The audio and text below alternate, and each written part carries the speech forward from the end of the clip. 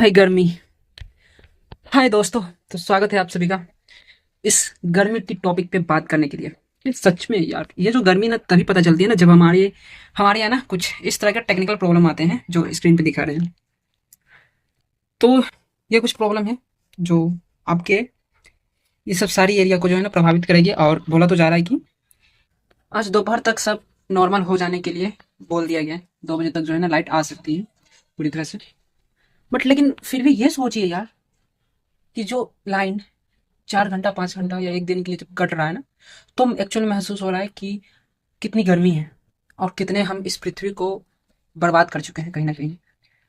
अब देखिए ना, आप जिस भी एरिया में हो, जिस भी एरिया में हो, आप खुद वहीं पे ऑब्जर्व कीजिए कि आज से 10 साल 5 साल पहले वहां पे पेड़ों की संख्या कितनी थी और अब वहां पे कितनी है।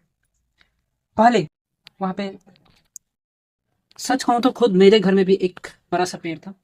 वो सजन का पेड़ था। अब पूरे समझिए कि रूप आता था ना पूरे, मतलब कि एरिया में, मेरे पूरे घर में ना, वो कहीं ना कहीं छाँव और हवा ताजी ताजी देती थी और साथ में सब्जियां भी। लेकिन जिस तरह से फैमिली बढ़ी उस तरह से वो पेड़ें कट गई।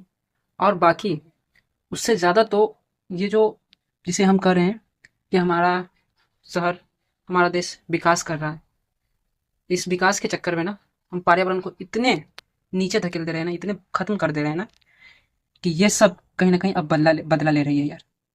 और उनके आक्रोश इसी तरह से दिखेंगे। कभी लाइटें कटेगी, कभी एसी बर्बाद होगा, मतलब कभी एसी फेल होगा, कभी कूलर, तो कभी कुछ।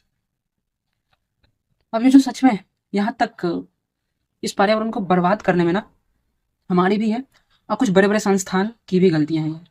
कितना लोग, कितना तो ऐसे ऐसे कंपनी है ना जिनका प्रॉपर्टी डीलर में मतलब वही काम है, रियल एस्टेट वाली जितनी भी कंपनियां हैं ना, सबका वही काम है कि एक कृषि एरिया कहीं ना कहीं, वे किसान लोग जिन, जो गरीब हैं, जो कहीं ना कहीं इस पर्यावरण के चेंजेस के कारण, इस गवर्नमेंट के कुछ रूल के कारण खेती नहीं कर पा रहे हैं, सही अनाज नहीं मिल रहा है, सही उनके अनाज का वेतन नहीं मिल रहा है, मतलब पैसा नहीं मिल रहा है, जिसके कारण उन्हें ये बड़े बड़े रियल एस्टेट वाले लोफ दे दे करके, रकम दे करके उन्हें बाय कर लेते हैं उनके कृषि भूमि को। और वहाँ पे फिर बड़े बड़े बिल्डिंग, बड़े बड़े अपार्टमेंट्स बना देते हैं। कहीं ना कहीं जो ज़मीन से जुड़ाव था ना, उस ज़मीन को ये लोग खत्म करके ना 100 200 फॉरन पेड़ लगा देंगे और कहेंगे वाह। और उसमें से कितने जो फ्लैट होते हैं ना, उसमें तो समझिए ना कि अधिकतर 50 से 60% जो फ्लैट होता है ना, वो यूं ही रहता है, खाली रहता है। कुछ ही फ्लैट होते हैं जो उनको, जो रेंट पे लगता है, वो भी इंडिया के लोग नहीं, आउट ऑफ द इंडिया। तो ये चीज़ हो रही है यार। अब वो लोग जो किसान बेच करके निकल रहे हैं ना, वो फिर से कहीं ना कहीं वहां से प्रवास दूसरे जगह जा करके, फिर से कोई ग्रामीण एरिया में जा करके कुछ ले जमीन लेकर के फिर अपना रहन बसन करने लग जाते हैं। और कुछ लोगों का तो बेचने का रीज़न होता है इमोशनली प्रॉब्लम के कारण, किसी तरह का बीमारी किसी फैमिली में या कुछ हो जाने के कारण वो अपना बेच दे रहे हैं। और फिर उस जगह पे कोई ना कोई आकर के